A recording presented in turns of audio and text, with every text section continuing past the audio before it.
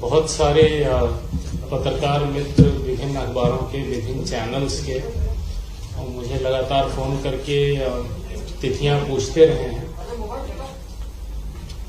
Formal press conference में announce करने से पहले किसी को तिथि बताना हमारे लिए संभव नहीं होता है, क्योंकि जैसे ही तिथि की सूचना दी जाती है वैसे ही आचरण संहिता लागू हो जाती है। तो हम ये आभास नहीं दे सकते कि कब हम चुनाव करने जा रहे हैं। पिछले बहुत समय से हम लोग लगातार कोशिश कर रहे थे कि हम चुनाव अनाउंस करें, लेकिन बीच में कुछ न कुछ ऐसी परिस्थितियां बनती थी जिसमें हम नहीं कर पा रहे थे।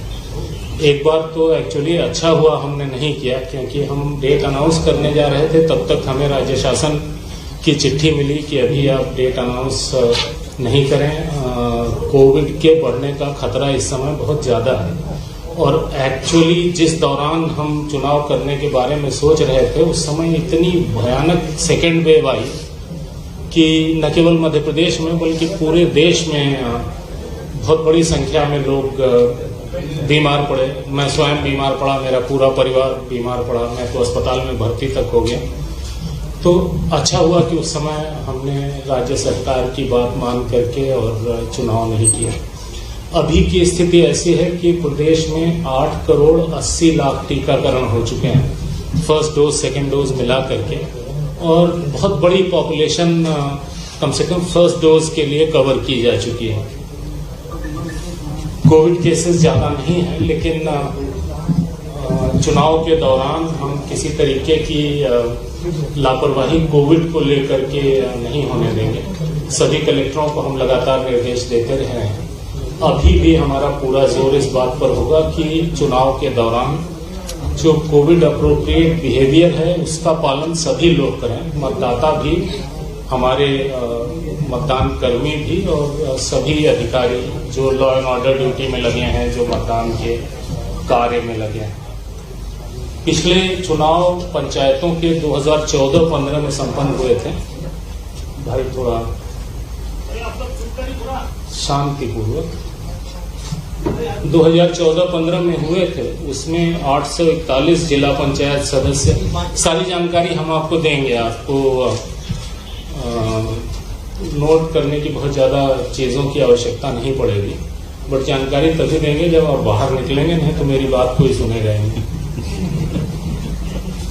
841 जिला पंचायत सदस्य, 6774 जनपद पंचायत सदस्य, 22,604 सरपंच, 3,60,847 पंच पद के लिए निर्वाचन कराए गए थे। इन सभी का कार्यकाल मार्च 2020 में खत्म हो चुका है। तो बहुत लंबा समय इस बीच में गैप हुआ विभिन्न कारणों से, जिसमें कोविड एक बहुत बड़ा कारण है। इस बीच में मध्य प्रदेश शासन एक अध्यादेश लेकर के आया 21 नवंबर 2021 को, अभी कुछ दिन पहले, और इसके अनुसार उन्होंने धारा 9 क अंतर स्थापित की, जिसके अनुसार अब 2014 की स्थिति बहाल हो गई। तो हमें, चूंकि हम बहुत ज्यादा जल्दी में थे उस समय चुनाव कराने की, हम शायद 22 तारीख को 22-23 के आसपास हम चुनाव की घोषणा कर देते, लेकिन इस अध्यादेश से हम थोड़ा सा सेटबैक हुए। लेकिन जो मतदाता सूची है वो तो पूरी हमारे पास पहले से तैयार थी, केवल एरिया बदल गया। इस दौरान 14 से लेकर 19 तक जितनी नई ग्राम पंचायतें बनी थी वो विलोपित हो गई। जिन वार्ड्स में जो भी परिवर्तन हुआ था वो विलोपित हो गया। तो हमें बहुत युद्ध स्तर पर उस मतदाता सूची को एरिया के हिसाब से एडजस्ट करना पड़ा। लकीली आजकल के जमाने में बहुत सारे काम कंप्यूटर से होते हैं, तो वो काम तो हम तेजी से कर सके, लेकिन लोगों को सूचित करना, उनकी आपत्तियां लेना, ये कार्रवाई भी करनी पड़ती है, जिसमें थोड़ा सा वक्त लगता है। तो इसलिए थोड़ा सा और डिले हुआ हमारा, लेकिन आज हम लोग आपके समक्ष हैं। जो अभी हम चुनाव कराने जा रहे हैं इसमें जिला पंचायत सदस्य 52 जिलों के 859 पद होंगे। जनपद पंचायत सदस्य 313 जनपद पंचायतें हैं हमारी, उनमें 6,727, सरपंच 22,581 ग्राम पंचायतों के लिए 22,581, और इन्हीं ग्राम पंचायतों के लिए पंच 3,62,754। जो 114 ग्राम पंचायतें हमारी ऐसी हैं जिनका कार्यकाल मार्च 2022 के बाद पूरा होगा, तो इनका चुनाव हम मार्च 2022 इनका कार्यकाल पूरा होने के आसपास हम चुनाव कराएंगे। अभी इनको हम इलेक्शन में नहीं ले पा रहे हैं।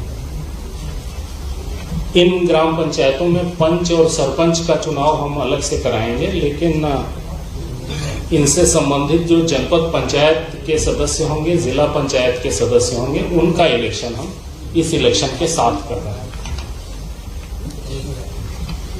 जो कार्यक्रम है हमारे चुनाव का वो 3 चरणों में होगा, ये हम पहले से बता रहे थे। और 3 चरणों में इसलिए होगा क्योंकि हमारे पास जितनी ईवीएम हैं उन्हीं को हमें 3 बार यूज करना पड़ेगा, इसलिए 3 चरण में हमें करने की जरूरत है। और एक बार जब हम ईवीएम को यूज कर लेते हैं तो उसका डीएमएम जिसमें सारा रिकॉर्ड होता है वो निकाल के हम रख लेते हैं, और ईवीएम की क्लीनिंग होती है, फर्स्ट लेवल चेक हम उसको कहते हैं, और फिर उसे उपयोग लायक बना करके तब हम अगले राउंड का चुनाव करते हैं। इसमें 15-20 दिन का समय लगता है, तो उतना गैप हमें हर चरण में देना पड़ता है। तो प्रथम चरण में हम 85 जनपद पंचायत ले रहे हैं, इसमें 6,283 ग्राम पंचायतें होंगी और मतदान केंद्र 19,998 होंगे। दूसरे चरण में 110 जनपद पंचायतें होंगी, 8,015 ग्राम पंचायतें होंगी और 24,840 इसमें मतदान केंद्र होंगे। तीसरे चरण में 118 जनपद पंचायतें होंगी, 8,397 ग्राम पंचायतें ली जाएंगी और 26,560 मतदान केंद्र होंगे। इसमें कुल मिला के 313 जनपद पंचायतें, 22,695 ग्राम पंचायतें और 71,398 मतदान केंद्र होंगे। एक चरण में जिन जिलों को लिया जाएगा उनकी संख्या है 9, 2 चरण में जिन जिलों को लेंगे उनकी संख्या है 7, बाकी 36 जिलों को हम 3 चरण में लेंगे। जिन्हें एक चरण में लेंगे उनका नाम है दतिया। ये जो 1 चरण, 2 चरण, 3 चरण, ये हमने लगातार कलेक्टरों से, डिस्ट्रिक्ट एडमिनिस्ट्रेशन से बात करके तय किया है कि कहाँ एक चरण में डिस्ट्रिक्ट एडमिनिस्ट्रेशन करा लेगा, कहाँ 2 लगेगा, कहाँ 3 लगेगा। तो प्रथम 1 चरण में होने वाले जिले हैं 9, दतिया, हरदा, नरसिंहपुर, पन्ना, अलीराजपुर, निवाड़ी, इंदौर, ग्वालियर और भोपाल। ये इससे स्पष्ट है जहाँ पे बहुत बड़ा एरिया नहीं है, जैसे इंदौर, भोपाल तो अर्बन जिले हैं, तो वहाँ पे रूरल एरिया बहुत कम है, इसलिए हम उसे एक राउंड में ले पा रहे हैं। जो 2 चरणों में होंगे वो 7 जिले हैं, Burhanpur, Jabalpur, again very large urban area, the rural area is smaller, Singrauli, Umaria, Anuppur, Sheopur, Dewas. बाकी के 36 जिले हम तीनों राउंड में करेंगे। 1/1/2021 की स्थिति की मतदाता सूची का अंतिम प्रकाशन हम 3 मार्च 2021 को कर चुके हैं और इस मतदाता सूची के अनुसार 3,92,00,000 मतदाता हैं। इनमें पुरुष मतदाता 2,02,00,000 और 1,90,00,000 महिला मतदाता, अन्य मतदाता 1,044। कुल 71,398 मतदान केंद्र हैं। इनमें 3,095 मतदान केंद्रों में मतदाताओं की संख्या 750 से ज्यादा है। निर्वाचन के कार्यक्रम में 4,25,000 मतदान कर्मी नियुक्त होंगे। जो मतदान केंद्रों पर नियोजित किए जाएंगे कर्मचारी, उनका जिलेवार डेटाबेस तैयार कर लिया गया है। प्रत्येक मतदान केंद्र पर 1 पीठासीन अधिकारी और 4 मतदान अधिकारी नियुक्त होंगे। जहां 750 से ज्यादा मतदाता हैं, इनकी संख्या बहुत ही कम है, वहां पे एक अतिरिक्त मतदान कर्मी नियुक्त किया जाएगा। पंचायत निर्वाचन हेतु जिस विकासखंड में निर्वाचन संपन्न होगा, जिले के भीतर उससे भिन्न विकासखंड के कर्मचारी रैंडमाइजेशन पद्धति से नियोजित किए जाएंगे, ताकि वहीं का कोई आदमी वहां पर ड्यूटी न करे। कोविड प्रोटोकॉल को दृष्टिगत रखते हुए मतदान कर्मियों के तीसरे रैंडमाइजेशन का समय मतदान प्रारंभ होने से 24 घंटे के पूर्व के स्थान पर 48 घंटे पूर्व किया गया है। पहले 24 घंटे पहले करते थे, अब 48 घंटे पहले करेंगे। पंचायतों के आम निर्वाचन के लिए पंच, सरपंच, जनपद पंचायत सदस्य एवं जिला पंचायत सदस्य का निर्वाचन प्रत्यक्ष मतदान प्रणाली से होगा। पंच एवं सरपंच का निर्वाचन मतपत्र पर मतांकन उपरांत मतपेटी के माध्यम से तथा जनपद पंचायत सदस्य एवं जिला पंचायत सदस्य का निर्वाचन ईवीएम के माध्यम से संपन्न होगा। निर्वाचन में विभिन्न पदों हेतु मतपत्रों का रंग अलग अलग होगा। जिला पंचायत सदस्य के लिए गुलाबी, जनपद पंचायत सदस्य के लिए पीला, सरपंच के लिए नीला और पंच के लिए सफेद। चूंकि वही मतदाता इन चारों पदों के लिए वोटिंग करेगा, इसलिए ये कंफ्यूजन दूर करना है। डेट बता दीजिए सर। डेट ही बताने जा रहा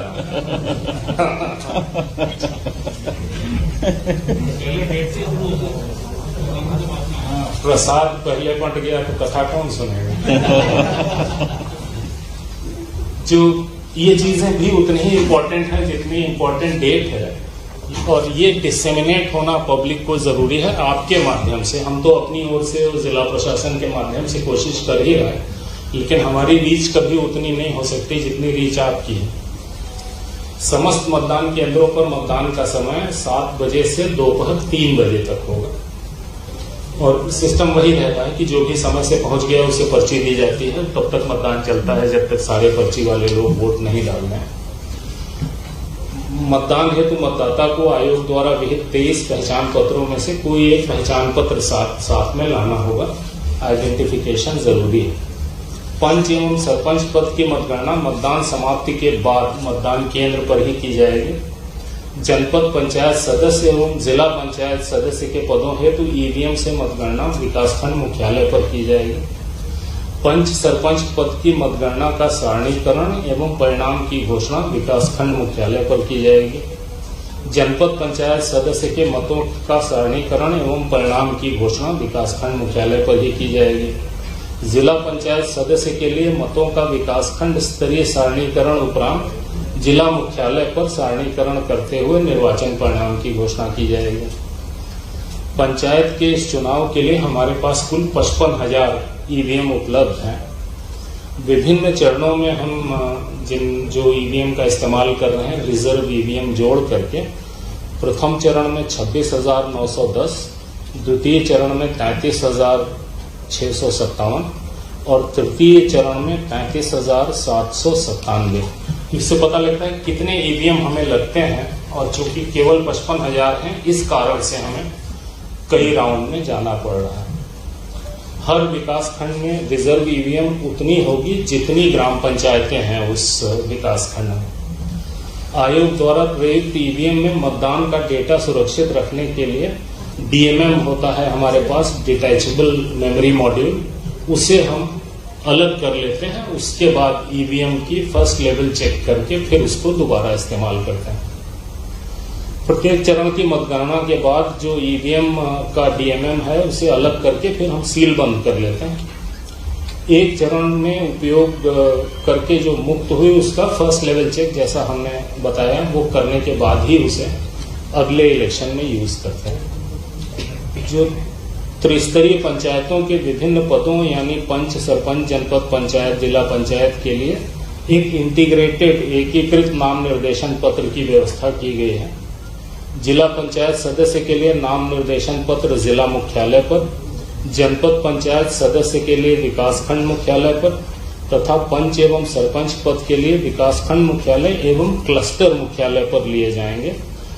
जो डिस्ट्रिक्ट एडमिनिस्ट्रेशन ग्राम पंचायतों को समूहबद्ध करके क्लस्टर का निर्माण करेगा, जहां पर यह अग्रिम कार्रवाई होगी। जो निक्षेप राशि जमा करनी होती है। जिला पंचायत सदस्य के लिए 8,000, जनपद पंचायत सदस्य के लिए 4,000, ग्राम पंचायत सरपंच के लिए 2,000, पंच के लिए 400 रुपये। लेकिन अनुसूचित जाति, अनुसूचित जनजाति, अन्य पिछड़ा वर्ग एवं महिला अभ्यर्थी के मामले में ये निक्षेप राशि आधी जमा करनी पड़ेगी। पंच पद के लिए नाम निर्देशन पत्र के साथ अभ्यर्थी को निर्धारित प्रारूप में घोषणा पत्र प्रस्तुत करना है, बाकी को शपथ पत्र प्रस्तुत करना है। पंच के लिए केवल घोषणा पत्र काफी है।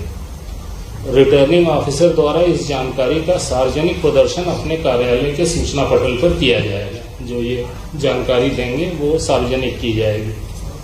रिटर्निंग ऑफिसर के कक्ष में नाम निर्देशन प्रस्तुत किए जाने के दौरान अभ्यर्थी के साथ अधिकतम 2 व्यक्ति प्रवेश कर सकेंगे, ज्यादा भीड़ नहीं जाएगी। नामांकन के प्रयोजन के लिए वाहनों की संख्या 2 तक सीमित की गई।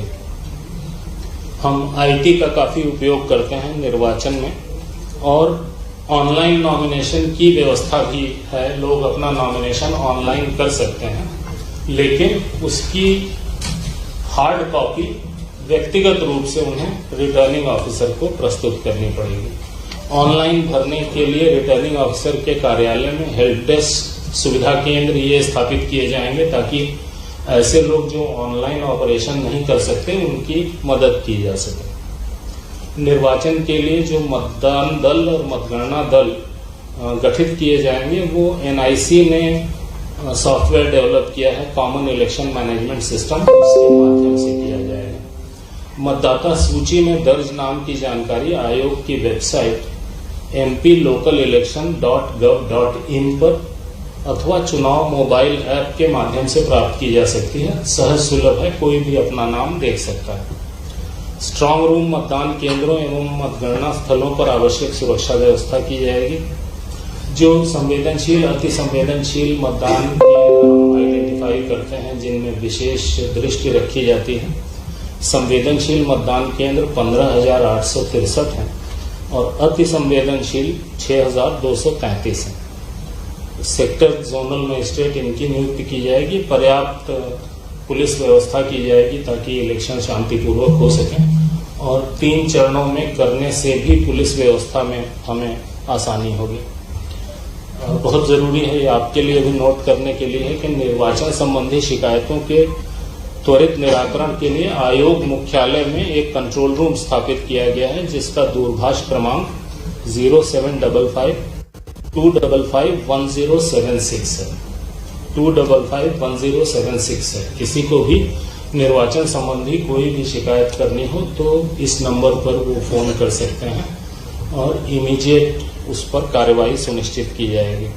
इसी तरीके से हर जिले में जिला स्तरीय कंट्रोल रूम स्थापित किए जाएंगे, जहां पर लोग डायरेक्टली शिकायत कर सकेंगे।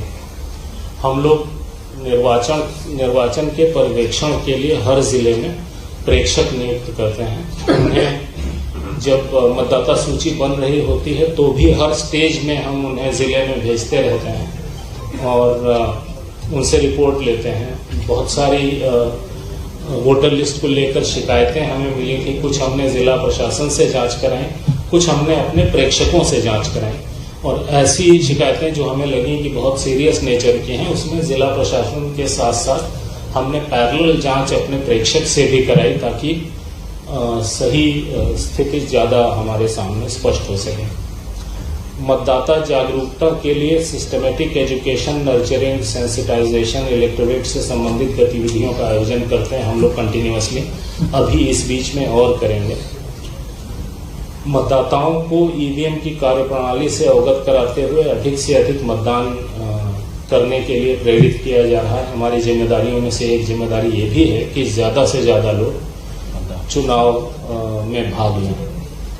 मतदान के दौरान कोविड संक्रमण से बचाव के लिए हमने क्या क्या प्रबंध किए हैं, ये भी हम मतदाताओं को लगातार बताते जा रहे हैं, ताकि उन्हें पता लगे कि उनकी सुरक्षा के लिए क्या किया जा रहा है। उसके साथ साथ उन्हें खुद अपनी सुरक्षा के लिए क्या करना है, ये जानकारी दी जा रही है।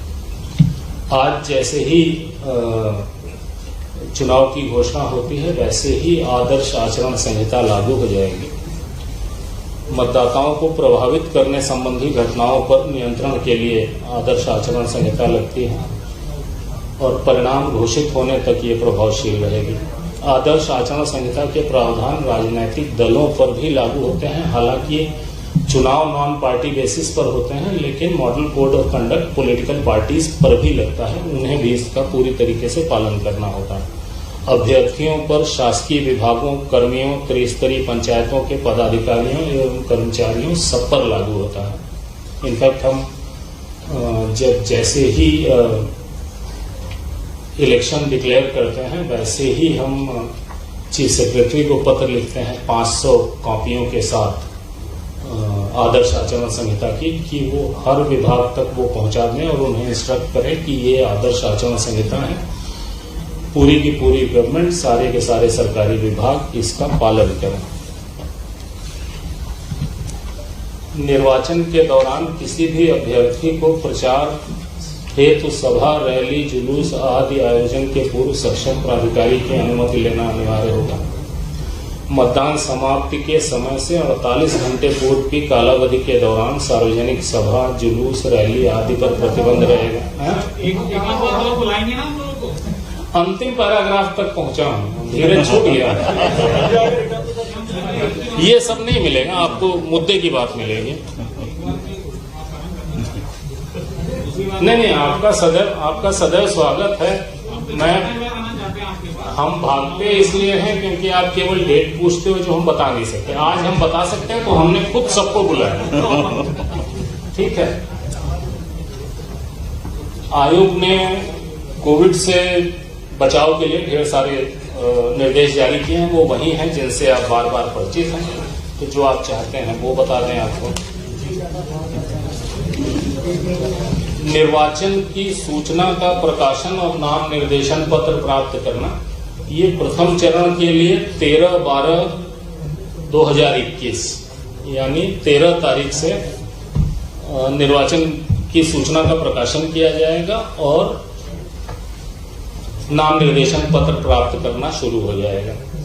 नाम निर्देशन पत्र प्राप्त करने की अंतिम तारीख 20 दिसंबर। नाम निर्देशन पत्रों की संवीक्षा यानी जांच 21 दिसंबर। नाम वापस लेने की अंतिम तारीख 23/12 और इसी दिन सिंबल अलॉटमेंट होगा। मतदान यदि आवश्यक हो, हम ऐसा इसलिए कहते हैं कि पंच के पद के लिए कई बार कुछ जगहों पर या कई जगहों पर इलेक्शन नहीं होते। मतदान 6 जनवरी 2022 पहले चरण का। मतदान केंद्र पर की जाने वाली मतगणना केवल पंच और सरपंच के लिए 6 जनवरी। जनपद पंचायत सदस्य एवं जिला पंचायत सदस्य की विकासखंड मुख्यालय पर ईवीएम से की जाने वाली मतगणना 10 जनवरी। पंच सरपंच पद की मतदान केंद्र पर की गई मतगणना का सारणीकरण और परिणाम की घोषणा और पंच सरपंच पद की विकासखंड मुख्यालय पर की जाने वाली मतगणना सारणीकरण निर्वाचन परिणाम की घोषणा 11 जनवरी। जनपद पंचायत सदस्य पद के लिए मतों का सारणीकरण और निर्वाचन परिणाम की घोषणा, जिला पंचायत सदस्य पद के लिए मतों का विकासखंड स्तरीय सारणीकरण 22 तारीख को, 22 फरवरी। जिला पंचायत सदस्य पद के लिए मतों का जिला मुख्यालय पर सारणीकरण एवं निर्वाचन परिणाम की घोषणा 23 फरवरी। द्वितीय चरण में निर्वाचन पद की सूचना का प्रकाशन 13/12 सेम डेट। नाम निर्देशन पत्र प्राप्त करने की अंतिम तारीख 20/12। संवीक्षा 21/12। नाम वापस लेने की तारीख 23/12। मतदान 28/1। हमें गैप देना पड़ता है 15-20 दिन का, ताकि हम डीएमएम निकाल करके और ईवीएम का फर्स्ट लेवल चेक करके ईवीएम क्लीनिंग करके उसे अगले चुनाव के लिए तैयार कर सकें। मतगणना पंच सरपंच की 28/1। जनपद पंचायत सदस्य एवं जिला पंचायत सदस्य की विकासखंड मुख्यालय पर ईवीएम से की जाने वाली मतगणना 1 फरवरी। पंच सरपंच पद की मतदान केंद्र पर की गई मतगणना का सारणीकरण और परिणाम की घोषणा 2 फरवरी। जनपद पंचायत सदस्य के लिए सारणीकरण और घोषणा 22 फरवरी। और जिला पंचायत के सदस्य के लिए सारणीकरण उनके मतों का, और 23 फरवरी को जिला मुख्यालय पर जिला पंचायत के सदस्य के निर्वाचन परिणाम की घोषणा। तीसरे राउंड के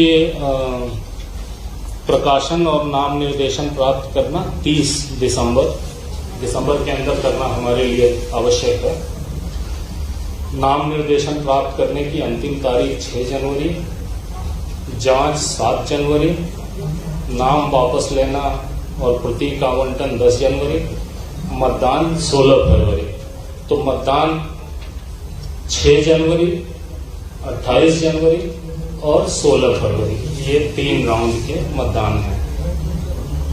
16/2 को पंच सरपंच की मतगणना, जनपद पंचायत सदस्य और जिला पंचायत सदस्य के मतों की गणना 20 फरवरी, पंच सरपंच पद की मतदान केंद्र पर की गई मतगणना का सारणीकरण और परिणाम की घोषणा 21 फरवरी,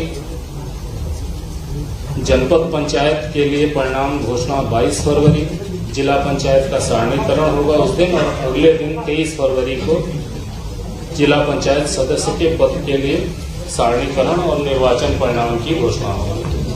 ये पूरी जानकारी है जी। अंतिम परिणाम 23 फरवरी। ये जानकारी आपको दे दी जाएगी। State level crisis management committee ने चुनाव के लिए आपको अनुमति दे दी है? मुझे जरूरत नहीं है। हम एक कॉन्स्टिट्यूशनल बॉडी हैं और हाई कोर्ट में कुछ केसेस लगे थे जिसमें किसी ने कहा था कि जिला पंचायत चुनाव में देर हो रही, जल्दी कराइए। किसी ने कहा था कि कोविड फैल रहा है, जल्दी करिए। आज की तारीख में एज ऑफ टुडे पूरे प्रदेश में 128 केस है। 52 जिलों में 128 केस बहुत ही छोटा नंबर है। तो परिस्थितियां अनुकूल हैं चुनाव की। केसेस तो बढ़ा है तो लगातार टोटल 128 हैं पूरे प्रदेश में। IAS ऑफिसर एसोसिएशन ने अपना कार्यक्रम स्थगित कर दिया। हाँ, उसके हम भी IAS अधिकारी हैं भूतपूर्व। उसके कई कारण हैं, कोरोना उसका कारण नहीं है। शांत रहे तो बात सुनाई देगी जी।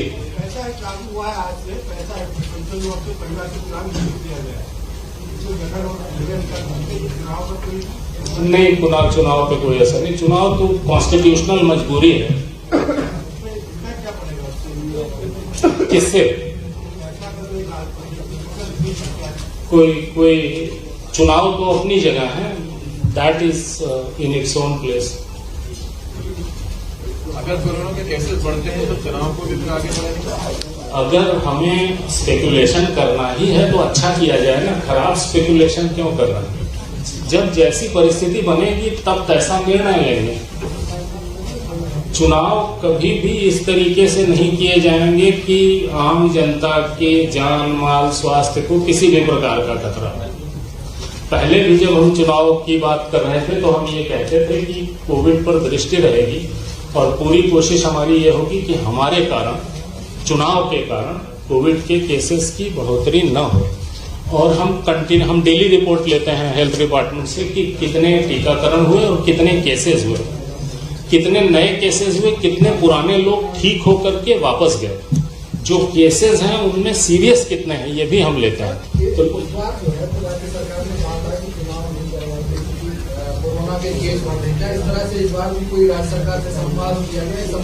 राज्य सरकार से स्थायी संवाद होता रहता है, हम डेली रिपोर्ट लेते रहते हैं। और हम चुनाव करने जा रहे हैं ये राज्य सरकार को इसलिए पता लग जाता है क्योंकि हम चुनाव से पहले कलेक्टरों से वीसी करते हैं।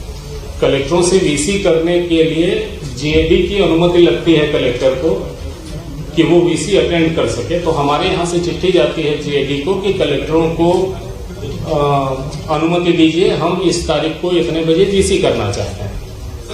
हाँ,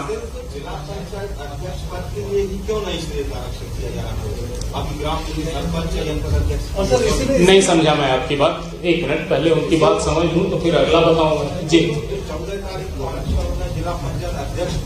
हाँ, अध्यक्ष वो संसद के लिए क्यों नहीं? ये सब पहले से हो चुका है, ये सब पहले से हो चुका है। ये सरकार से संबंधित है, हमसे संबंधित नहीं है। लेकिन हम अपने सामान्य ज्ञान से आपको उत्तर दे रहे हैं कि बाकी सारे रिजर्वेशन हो चुके थे, जिला पंचायत अध्यक्ष का रिजर्वेशन नहीं हुआ था। इसलिए हम बहुत लंबे समय से लगातार सरकार को चिट्ठी लिख रहे थे कि आप ये रिजर्वेशन करिए, हमें चुनाव कराना है, हमें बिना पोजीशन क्लियर हुए चुनाव कैसे होगा।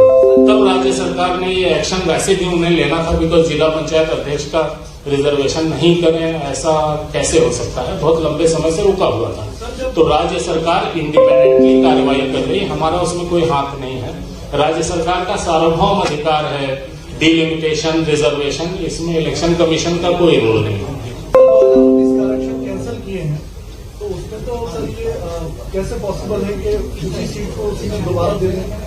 जो रिजर्वेशन पहले से है उस पर ही दोबारा चुनाव हो गई है, तो कोर्ट में जाने वाला मामला। हाँ, लोग जाएंगे कोर्ट में, लोग जाएंगे कोर्ट में, कोर्ट जैसा करेगा वैसा करेंगे। लेकिन हमारे पास हमारी संवैधानिक जिम्मेदारी है चुनाव कराना।